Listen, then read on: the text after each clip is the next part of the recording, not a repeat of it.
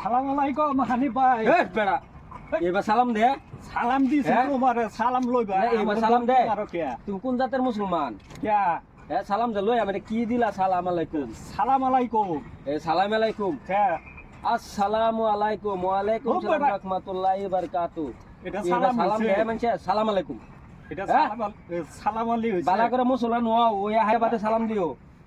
আমি তো 14 পুরুষ শিকা সালাম আলাইকুম নাইতাছি। না এবার তো হইতো না হ্যাঁ? তুমি বালা করে হিকবার চেষ্টা করো।